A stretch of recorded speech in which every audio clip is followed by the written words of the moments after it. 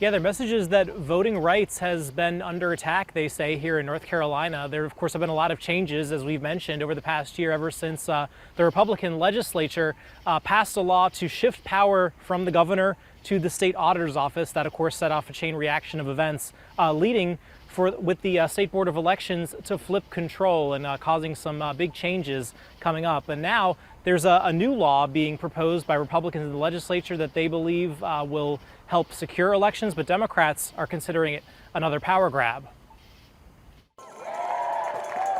Hundreds rallying outside the Capitol, making their voices heard. We're concerned, I'm concerned about losing our democracy, quite frankly. At the rally honoring the late Congressman John Lewis, they say now's the time for good trouble. We've got to stand up and make some noise, make some good trouble, so that the powers that be will realize that, yes, we do pay attention, we do care. At the heart of the rally, the cause John Lewis dedicated his life to, voting rights. Wake County Democrats criticizing a bill in the legislature they argue was pushed through by Republicans. Among other things, HB 958 would prohibit election officials from encouraging voter turnout. Another portion would allow the State Board of Elections director to appoint about a third of agency staffers, something Democrats worry could be used as a power grab.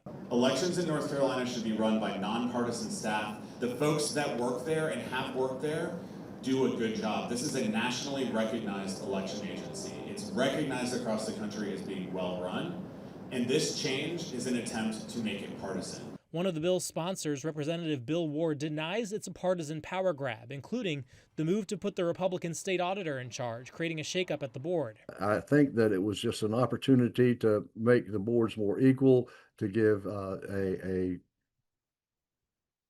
view of nonpartisanship across the board and making the decisions that they have to make. He also doesn't believe the changes would discourage voting. It just makes it very clear that this is what we need to have secure elections.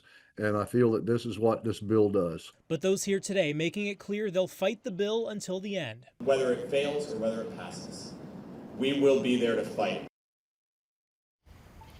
Now, another major provision of that bill that you might remember from the Riggs-Griffin case would require those overseas and military voters to have to show their ID in order to vote. That is something that they were previously exempted from, and that's what, of course, prompted that challenge. That's something else that's being considered in that bill, Lauren.